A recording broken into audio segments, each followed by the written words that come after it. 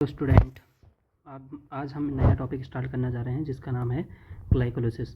तो ग्लाइकोलिसिस और इसके जो स्टेप हैं उसके स्टेप को हम एक सॉल्ट ट्रिक के हेल्प से भी समझेंगे और इसको समझने की कोशिश करते हैं टॉपिक क्या है।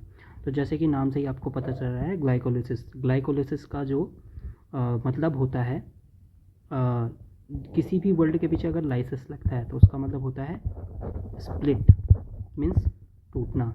ठीक, तो ग्लाइको वर्ड हमेशा यूज किया जाता है ग्लूकोज के लिए। तो अगर ग्लूकोज का स्प्लिटिंग हो रहा है तो उस प्रोसेस को कहते हैं हम ग्लाइकोलिसिस। तो जैसे कि यहाँ पे लिखा गया है, the term glycolysis has originated from the Greek word. ठीक है, तो जो टर्म ग्लाइकोलिसिस है ये ओरिजिनेट हुआ है आपका ग्रीक वर्ड से, जिसमें ग्लूकोज इसके लिए यूज किया गया है शुगर के लिए, एंड लाइसिस वर्ड यूज किया गया है आपका स्प्लिटिंग के लिए। मीन्स ग्लूकोज का स्प्लिटिंग ही आपका क्या कहलाया जाता है, ग्लाइकोलिसिस कहलाया जाता है। The scheme of glycolysis was given by the Gustav Embden, Otto Meyerhof and J Parnas and is often referred as the EMP pathway. ये बहुत इंपॉर्टेंट है। इसको हम ग्लाइकोलिसिस को जो ग्लाइकोलिसिस का अनदर नाम है वो है EMP पाथवे। EMP पाथवे इसलिए भी हम इसको कहते हैं क्योंकि इसकी discovery Gustav Embden, Otto Meyerhof M and J Parnas P, क्योंकि एम्बेडेन, मेयरहॉफ एंड परनास ने इसकी डिस्कवरी की थी, इसलिए इसको हम EMP पाथवे भी कहते हैं। तो कंफ्यूज नहीं करना है, ग्लाइकोलिसिस हो या EMP पाथवे, दोनों वर्ड आपका ग्लाइकोलिसिस के लिए ही यूज होते हैं। ठीक, अब पहले हम इसके स्टेप्स को देखते हैं, फिर उसको शॉर्ट ट्रिक से समझने की कोशिश करते हैं। ठीक है, तो एक ये आपका 10 स्टेप प्रोसेस होती है जिसमें आपका हम बात करते हैं, माना कोई ग्लूकोज मॉलिक्यूल है 6 कार्बन, ये 6C मीन्स आपका क्या है कि ग्लूकोज में कितने कार्बन होते हैं, 6 कार्बन। हमारे पास फॉर्मूला C6H12O6 होता है। ठीक है, तो 6 कार्बन मॉलिक्यूल हमारे पास ग्लूकोज है, तो उसको याद करने की ट्रिक है आपका G² F², देन आपका GADP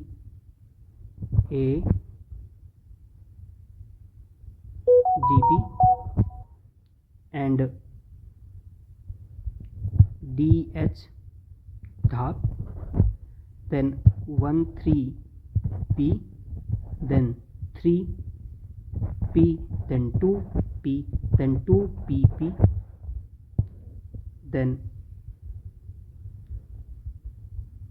then P.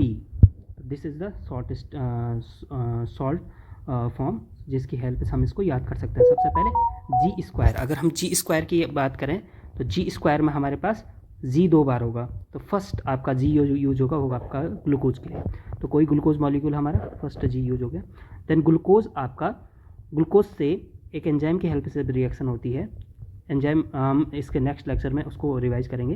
पहले हम बात करते हैं ग्लूकोज से क्या बनता है। तो ग्लूकोज से कोई भी ग्लूकोज मॉलिक्यूल है वो स्टेप में जाएगा, ग्लाइकोलिसिस की प्रोसेस में जाएगा, 6 कार्बन की प्रोसेस में जा करके एक ATP का यूज होगा। ये अंदर के लिए जा रहा है, मीन्स यहाँ पे एक ATP का यूज होगा इस प्रोसेस में, और उससे बनेगा G, पहला G यूज होगा, देन G² का दूसरा G, वो दूसरा G किसके लिए यूज होगा, ग्लूकोज 6 फॉस्फेट, मीन्स ग्लूकोज से आपका क्या बना, ग्लूकोज 6 फॉस्फेट बना, और एक ATP का यूज यहाँ पे हुआ, मीन्स यहाँ पे एक ATP आपकी माइनस हो गई। ठीक है, देन नेक्स्ट स्टेप F² का पहला F, तो ग्लूकोज से बनता है फ्रक्टोज, ग्लूकोज 6 फॉस्फेट से बनता है फ्रक्टोज 6 फॉस्फेट, ग्लूकोज से बना था glucose 6 phosphate. Next step process में ग्लूकोज 6 फॉस्फेट से फ्रक्टोज 6 फॉस्फेट बनेगा। ठीक है, देन एक F यूज हो गया, then second F, fructose 6 phosphate से फ्रक्टोज 1,6 बिस फॉस्फेट बनेगा। तो पहले स्टेप में एक ATP यूज हुई जिससे कि ग्लूकोज से ग्लूकोज 6 फॉस्फेट बना। ठीक, दूसरे स्टेप में कोई भी ATP यूज नहीं हुई, ग्लूकोज 6 फॉस्फेट से फ्रक्टोज 6 फॉस्फेट बना, कोई ATP यूज नहीं हुई। Then third step process, fructose 6 phosphate से फ्रक्टोज 1,6 बिस फॉस्फेट बना, थर्ड स्टेप में एक और ATP यूज हो गई। ठीक, अब फ्रक्टोज 1,6 बिस फॉस्फेट के बाद तो G² F² हमारा कंप्लीट हो गया। देन यहाँ से आगे की प्रोसेस जो होती है, ये प्रोसेस आपका साइमल्टेनियसली चलती है, मतलब दोनों साथ साथ में बनते हैं। ठीक है, क्योंकि दोनों कार्बन 3-3 कार्बन के मॉलिक्यूल होते हैं, तो इनमें आपका GADP भी बन सकता है एंड ढाप भी बन सकता है। GADP बोले तो ग्लिसरल्डिहाइड 3 फॉस्फेट, और ढाप बोले तो डाईहाइड्रोक्सी एसीटोन फॉस्फेट, दोनों साथ साथ में बन सकते हैं, और दोनों एक दूसरे में चेंज भी हो सकते हैं आपस में ही। ठीक है, ये एक दूसरे में साइमल्टेनियसली चेंज भी हो सकते हैं। तो नेक्स्ट फिफ्थ स्टेप प्रोसेस में क्या होगा कि फ्रक्टोज 6 फोर्थ स्टेप प्रोसेस में क्या होगा कि आपका फ्रक्टोज 1,6 बिस फॉस्फेट से आपका बनता है ढाप एंड GADP, ठीक। देन नेक्स्ट 1,3P मीन्स चाहे वो आपका GADP हो चाहे आपका ढाप हो, तो इन दोनों में से या तो एक मॉलिक्यूल एक टाइम पे या फिर दूसरा मॉलिक्यूल एक टाइम पे, और ये दोनों एक मॉलिक्यूल एक दूसरे में भी चेंज होते रहते हैं, ठीक है। तो अगर एक मॉलिक्यूल जा रहा है 3 कार्बन वाला, क्योंकि ऊपर 6 कार्बन है, यहाँ पे पहले 3 कार्बन आएंगे, तो पहले 3 कार्बन वाला मॉलिक्यूल GADP वाला जा रहा है आपका, तो वो आपका चेंज होता है 1,3P। 1,3P में मीन्स 1,3 बिस फॉस्फोग्लिसरिक एसिड में चेंज होता है, और यहाँ पे एक NAD आपका चेंज होता है NADH और H पॉजिटिव में, ठीक है। तो यहाँ पे NADH आपका बाहर निकलता है, ठीक है। देन उसके बाद 1,3P के बाद क्या है 3P है, तो 1,3 बिस फॉस्फोग्लिसरिक एसिड के बाद नेक्स्ट स्टेप प्रोसेस में क्या होता है आपका 3 फॉस्फोग्लिसरिक एसिड आपका बनता है, ठीक है। तो 3P वाला भी हमारा कंप्लीट हो गया। देन 2P बोले तो 3 फॉस्फोग्लिसरिक आपका 2 फॉस्फोग्लिसरेट में चेंज होता है, तो ये याद रखना है 3 फॉस्फोग्लिसरिक एसिड है एंड ये चेंज होता है 2P मीन्स 2 फॉस्फोग्लिसरेट में, यहाँ पे कुछ भी यूज नहीं हो रहा है। एक बात और ध्यान देने वाली है कि 1,3 बिस फॉस्फोग्लिसरिक 1,3P से जब 3P बन रहा है, 1,3 बिस फॉस्फोग्लिसरिक एसिड से 3 फॉस्फोग्लिसरिक एसिड बन रहा है, तो एक ATP आपकी बाहर निकल रही है, ठीक है। यहाँ ATP निकल रही है, ठीक है।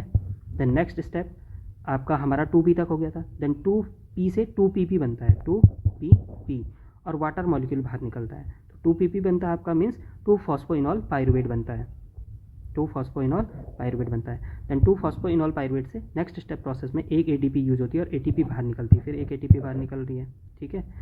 तो आपका क्या बनता है 2 फॉस्फोइनॉल पायरुवेट से आपका पायरुविक एसिड बनता है, और जो कि एक मेन मॉलिक्यूल होता है ग्लाइकोलिसिस का, ठीक है। सबसे मेजर प्रोडक्ट होता है ग्लाइकोलिसिस का। तो सिंपल सा है हमारे पास G2 F2 देन ढाप या GADP, देन उसके बाद नेक्स्ट आपका 1,3P then 3P then 2P then 2PP then P।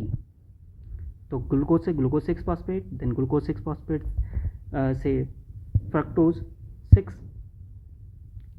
Phosphate, ठीक है। ग्लूकोज से पहली रिएक्शन में ही ATP यूज होगी, ठीक है। Then fructose 6 phosphate fructose 1,6 bis phosphate, then उसके बाद इसमें भी एक ATP यूज होगी, ठीक है। उसके बाद ये चेंज होंगे, फ्रक्टोज 1,6 बिस फॉस्फेट चेंज हो गया तो ढाप या GADP, ये 3 कार्बन वाले मॉलिक्यूल होंगे दोनों के दोनों, ठीक है। देन उसके बाद या तो 1,3 उसके बाद दोनों में से एक मॉलिक्यूल एक बारी में जाएगा आगे, तो 1,3P बनेगा, 1,3 बिस फॉस्फोग्लिसरिक एसिड बनेगा, और इस कंडीशन में एक NADH आपका बाहर निकलेगा। देन 1,3P से 3P बनेगा, ठीक, और एक ATP बाहर निकलेगी, 3 phosphoglyceric acid. Then 3 phosphoglyceric acid से 2P बनेगा मीन्स 2 फॉस्फोग्लिसरेट, इसमें कुछ भी नहीं निकलेगा। देन 2 फॉस्फोग्लिसरेट से 2PP बनेगा, 2 फॉस्फोग्लिसरेट से 2PP बनेगा मीन्स आपका 2 मॉलिक्यूल बनेंगे किसके फॉस्फोइनॉल पायरुवेट के, PP हम इसको शॉर्ट फॉर्म में याद रख सकते हैं। Then last one is a P, that is a pyruvic acid बनेगा आपका, ठीक। अब हम यहाँ पे देखेंगे कि नेट कितने आपके मॉलिक्यूल ATP के कुछ ATP कितनी यूज हो रही है और कितने बाहर निकल रहे हैं। तो एक ATP आपकी यूज हुई ग्लूकोज से ग्लूकोज 6 फॉस्फेट में 1 ATP यूज हो गई जब 6 कार्बन मॉलिक्यूल होगा। देन एक ATP आपकी यहाँ यूज हुई fructose 6 phosphate fructose 1,6 bis phosphate, 2 ATP use हो गई, ठीक है। देन आपकी एक ATP निकली यहाँ पे, अब जो निकलने वाली जो लगने वाली हैं उसको हम माइनस से डिनोट करते हैं और जो निकलने वाले उसको पॉजिटिव से डिनोट करते हैं। तो 1,3 बिस फॉस्फोग्लिसरिक एसिड से जब 2 फॉस्फोग्लिसरिक एसिड बन रहा है तो एक ATP निकल रही है, और एक ATP तब निकल रही है जब 2 फॉस्फोइनॉल पायरुवेट से आपका पायरुविक एसिड बन रहे हैं। फॉस्फोइनॉल पायरुवेट से जब आपका पायरुविक एसिड बन रहा है, फॉस्फोइनॉल पायरुवेट से पायरुविक एसिड बनने में भी एक ATP निकल रही है। बट ये हमें याद रखना है कि ये कितने कार्बन मॉलिक्यूल के लिए 3 कार्बन मॉलिक्यूल के लिए ये है, तो हमारे पास टोटल कितने हैं 2 बार 3 कार्बन मॉलिक्यूल, इसलिए 2 कर रखा है यहाँ पे। तो मतलब आपका टोटल 2 ATP ये इस वाली रिएक्शन में निकली, 1,3 बिस फॉस्फोग्लिसरिक एसिड चेंज हुआ 3 फॉस्फोग्लिसरिक एसिड में, तो 2 ATP यहाँ निकली और 2 ATP फॉस्फोइनॉल पायरुवेट से पायरुविक एसिड बनने में निकली, ठीक। तो टोटल कितनी ATP हुई 4 ATP यहाँ पे हो गई। तो अगर हम यहाँ पे केवल ग्लाइकोलिसिस की प्रोसेस में बात करें तो नेट ATP, पहले तो यूज्ड कितनी है, यूज्ड है 2 ATP, ठीक। आउटकम कितना है, आउटकम 4 ATP है, एक कार्बन मॉलिक्यूल जब आपका जाता है, मतलब जब एक आपका ग्लूकोज मॉलिक्यूल जाता है ग्लाइकोलिसिस में। देन नेट कितना होगा, क्योंकि 2 यूज हो गए और 4 आपकी निकली हैं, तो 4 - 2 = 2, तो 2 ATP आपकी नेट होगी। अब आप बोल रहे होंगे कि ये जो NADH है ये कहाँ जाएगा, क्योंकि NADH जो मॉलिक्यूल निकला है ये फर्दर आपका लास्ट में इलेक्ट्रॉन ट्रांसपोर्ट सिस्टम में जाता है और ये भी आपका ATP बनाता है। तो उसकी बात हम नेक्स्ट लेक्चर्स में करेंगे। आज के लिए इतना ही, थैंक यू।